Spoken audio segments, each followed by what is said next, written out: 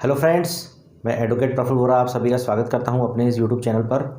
दोस्तों, जैसा कि आप सभी जानते हैं कि रिज़र्व बैंक ऑफ इंडिया ने 5 मई 2021 को रिलीफ पैकेज अनाउंस कर दिया था लोन बॉरोवर्स के लिए।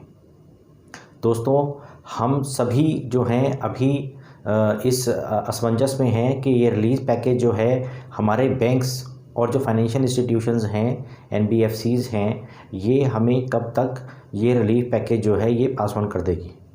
दोस्तों, जो रिज़र्व बैंक ऑफ इंडिया का रेजोल्यूशन 2 का नोटिफिकेशन आया है, उसके अंदर लैंडिंग इंस्टीट्यूशंस यानी कि बैंक्स और एनबीएफसीज़ को जो अपनी पॉलिसी प्रिपेयर करके अनाउंस करनी है वो 4 वीक्स के टाइम पीरियड के अंदर करनी है। और ये चीज़ जो है उस रेजोल्यूशन 2 के नोटिफिकेशन और सर्कुलर के अंदर क्लियरली मेंशन्ड है। दोस्तों, ये जो 4 वीक्स का टाइम है, ये जो है डेट ऑफ सर्कुलर यानी कि 5 मई 2021 से 4 हफ्ते के अंदर अंदर बैंक्स को लेके आनी है और अपनी रिस्पेक्टिव वेबसाइट्स के ऊपर भी वो फ्लैश इसको करेंगे। दोस्तों, जो रिज़र्व बैंक ऑफ इंडिया ने डायरेक्शंस दिए हैं, मतलब 4 हफ्ते, आप ये मान लीजिए अप्रॉक्सीमेटली 1 मंथ, यानी कि 5 मई से 1 महीने के अंदर अंदर बेसिकली जो बैंक्स हैं और जो एनबीएफसीज़ हैं, फाइनेंशियल इंस्टीट्यूशंस हैं, ये जो है 1 महीने के अंदर अंदर 5 मई से इसको लेके आएंगे और जो लोन बॉरोवर्स है उनको ये रिलीफ जो है वो पास ऑन की जाएगी। दोस्तों, जैसा कि आप सभी जानते हैं कि उसके अंदर जो एलिजिबल लोन बॉरोवर्स हैं उनका क्राइटेरिया भी मेंशन किया हुआ है। जैसा कि मैंने आपको पहले भी अपने वीडियो में बताया था कि जो रिटेल लोन बॉरोवर्स हैं उनको इस सर्कुलर के अंदर कवर किया हुआ है।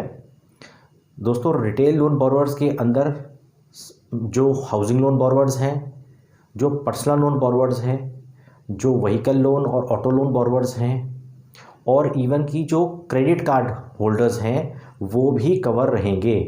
यानी कि क्रेडिट कार्ड रिसीवेबल्स इसके अंदर कवर रहेंगे, personal loan, auto loan, education loan और हाउसिंग लोन। इवन की दोस्तों कंज्यूमेबल ड्यूरेबल आइटम्स का जो लोन ले रखा है, जिन्होंने भी कंज्यूमेबल ड्यूरेबल आइटम्स का जो लोन ले रखा है वो भी इसके अंदर कवर्ड रहेगा। दोस्तों, रिटेल बॉरोवर्स के अलावा जो हमारे स्मॉल बिजनेसेस हैं, यानी कि जो रिटेलर्स हैं, जो होलसेल ट्रेडर्स हैं या जो स्मॉल ट्रेडिंग एक्टिविटीज़ में जो भी इन्वॉल्व हैं, वो सभी इसके अंदर कवर्ड रहेंगे। इसके अलावा दोस्तों, जो एमएसएमई सेक्टर है, पूरा मैन्युफैक्चरिंग सेक्टर और सर्विस इंडस्ट्री, ये दोनों भी इसके अंदर कवर्ड हैं। तो बहुत से ऐसे लोन बॉरोवर्स हैं दोस्तों जिनको कि रिलीफ पैकेज के अंदर कवर किया हुआ है, रेजोल्यूशन 2 के अंदर कवर किया हुआ है। जैसा कि मैंने आपको पहले भी अपने वीडियो के अंदर बताया था कि जो भी लोन बॉरोवर्स एलिजिबल रहेंगे उनका 31 मार्च 2021 को अकाउंट जो है वो स्टैंडर्ड होना चाहिए। यानी कि वो account NPA non performing asset नहीं होना चाहिए। जो क्राइटेरिया आरबीआई ने सेट किया है, 31 मार्च 2021 की डेट उन्होंने उठाई है कि उस दिन जो अकाउंट है वो स्टैंडर्ड होना चाहिए और एनपीए नहीं होना चाहिए। दोस्तों, एनपीए अकाउंट कौन सा अकाउंट होता है, तो ये मैं आपको क्लियर कर देता हूँ कि एनपीए अकाउंट वो अकाउंट होता है जिसके अंदर 90 दिन से ईएमआई ड्यू हो। यानी कि हमने 3 महीने किसी अकाउंट की अगर ईएमआई नहीं दी है दोस्तों, तो वो अकाउंट एनपीए ट्रीट किया जाएगा। यानी कि अगर किसी ने जनवरी, फरवरी, मार्च की ईएमआई नहीं दी है तो वो अकाउंट एनपीए हो जाएगा, वो अकाउंट स्टैंडर्ड नहीं रहेगा और वो रेजोल्यूशन 2 जो अभी आरबीआई ने अनाउंस किया है उसकी कैटेगरी में फॉल नहीं करेगा। तो दोस्तों, यानी कि 90 दिन से अगर किसी का इंटरेस्ट और प्रिंसिपल ड्यू है, 3 ईएमआई ड्यू हैं, वो अकाउंट एनपीए ट्रीट किया जाता है। तो वो एनपीए ट्रीट किया जाएगा और वो इस रिलीफ पैकेज के अंदर रेजोल्यूशन 2 में कवर नहीं होगा। दोस्तों, जिन लोगों ने कैश क्रेडिट लिमिट ले रखी है या फिर जिन्होंने ओवरड्राफ्ट लिमिट ले रखी है, उसके अंदर बेसिकली अगर 3 महीने से इंटरेस्ट सर्व नहीं हुआ है तो वो अकाउंट भी एनपीए ही ट्रीट किया जाएगा, वो स्टैंडर्ड अकाउंट नहीं ट्रीट किया जाएगा।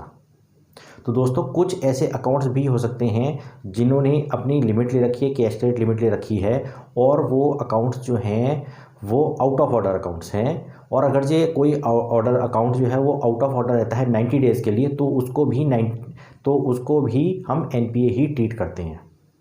तो दोस्तों आउट ऑफ ऑर्डर अकाउंट की परिभाषा ये है कि कोई भी अकाउंट जिसके अंदर कोई ओवरड्राफ्ट अकाउंट है या कोई कैश क्रेडिट लिमिट अकाउंट है, जिसके अंदर जो अमाउंट है, आउटस्टैंडिंग अमाउंट है, वो सैंक्शनड लिमिट जो है, जितनी भी लिमिट सैंक्शन करी है बैंक ने, उससे आउटस्टैंडिंग ज़्यादा हो जाती है, या जो ड्राइंग पावर है उस ड्राइंग पावर से जो आउटस्टैंडिंग है वो ज़्यादा है।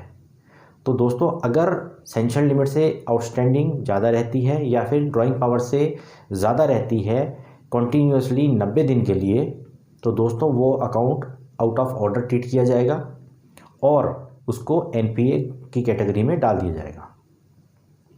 उसी तरह से दोस्तों अगर किसी कैश क्रेडिट लिमिट अकाउंट के अंदर क्रेडिट्स रिसीव नहीं हो पा रहे हैं और सफिशिएंट क्रेडिट नहीं आ रहे हैं उस अकाउंट के अंदर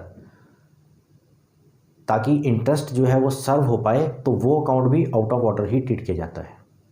यानी कि कैश क्रेडिट लिमिट या ओवरड्राफ्ट अकाउंट के अंदर, क्योंकि वो वर्किंग कैपिटल को मीट करने के लिए दिए गए हैं, सफिशिएंट क्रेडिट्स आना बहुत ज़रूरी है ताकि इंटरेस्ट सर्व हो सके उस CC लिमिट या ओवरड्राफ्ट अकाउंट के अंदर। अदरवाइज़ वो आउट ऑफ ऑर्डर ट्रीट किया जाएगा, और अगर ये 90 दिन तक आउट ऑफ ऑर्डर रहेगा तो उस अकाउंट को भी NPA ट्रीट कर लिया जाएगा।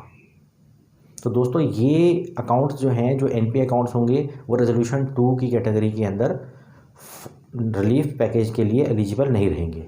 जो अकाउंट स्टैंडर्ड अकाउंट रहेंगे, यानी कि जो अकाउंट रेगुलर हैं, जिनके अंदर कोई ओवरड्यू नहीं है, उनकी EMI रेगुलरली जा रही हैं, वही एलिजिबल रहेंगे।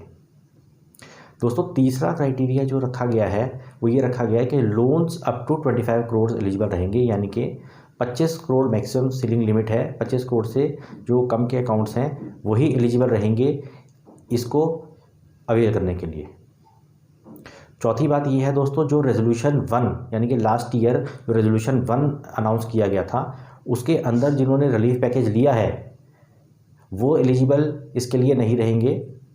सिर्फ जो जिन्होंने लास्ट ईयर रेजोल्यूशन 1 में रिलीफ नहीं ली थी वो एलिजिबल रहेंगे, और मॉनिटोरियम पीरियड और एक्सटेंशन इन दी टेन्योर 2 साल तक रहेगा मैक्सिमम, यानी कि या तो मॉनिटोरियम या फिर एक्सटेंशन इन EMI, यानी कि किसी की अगर EMI 10 साल की है तो वो 2 साल की बढ़ाकर 12 साल की EMI कर सकता है। उससे उसकी महीने की जो EMI है उसका जो अमाउंट है वो कम हो जाएगा, यानी कि मंथली EMI की जो लाइबिलिटी है वो कम हो जाएगी, यानी कि टेन्योर का 2 साल के लिए वो एक्सटेंशन ले सकता है। दोस्तों जिन लोगों ने या जिन बोरोवर्स ने लास्ट ईयर रेजोल्यूशन 1 लिया था, अवेल किया था, उनके लिए बेसिकली जो बैलेंस पीरियड बचा है, जैसे किसी ने 6 महीने का मॉनिटोरियम लिया था लास्ट ईयर, तो इस बार वो 1 साल 6 महीने का मॉनिटोरियम ले सकता है, यानी कि मैक्सिमम लिमिट जो मॉनिटोरियम की रखी गई है वो 2 साल रखी गई है।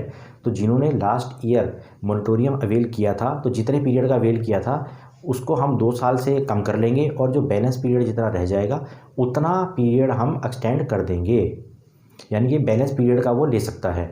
उसी तरह से अगर से किसी ने अपनी अकाउंट की रीस्ट्रक्चरिंग कराई है और 1 साल का एक्सटेंशन लिया है टेन्योर में, तो वो बैलेंस पीरियड का एक्सटेंशन ले सकता है, यानी कि 1 साल का एक्सटेंशन वो ले सकता है। तो दोस्तों ये चीज़ें थी जो इम्पोर्टेंट पॉइंट्स थे जो कि इस बार RBI ने रिलीफ में अनाउंस किए हैं। जो बैंक्स हैं वो रिस्पेक्टिव बैंक्स अपनी अपनी पॉलिसीज़ दोस्तों लेके आएंगे। RBI ने 4 हफ्ते का टाइम दिया है, 4 वीक्स का टाइम दिया है from the date of circular, यानी कि 5 मई से 4 हफ्ते के अंदर अंदर लेके आनी है। तो हम सब लेट्स बैठ के अपना जो है पेशेंटली देखते हैं कि क्या क्या रिलीफ पैकेजेस बैंक्स जो हैं वो हमारे लिए लेके आ रहे हैं। अभी कुछ ही दिनों के अंदर बैंक्स जो हैं वो इस रिलीफ को जो बोरोवर्स हैं उनको पास ऑन कर देंगे। दोस्तों अभी इस वीडियो में अब तक के लिए इतना ही। अपने नेक्स्ट वीडियो में कुछ और इन्फॉर्मेशन लेके आऊँगा। जिन मेरे दोस्तों ने मेरे इस चैनल को सब्सक्राइब नहीं किया है वो सब्सक्राइब कर लें, ताकि फ्यूचर में जो भी मैं अपडेट डालता हूँ तो वो उनके पास टाइम से पहुँच जाएगी। Thank you very much for listening to me so patiently. Thank you.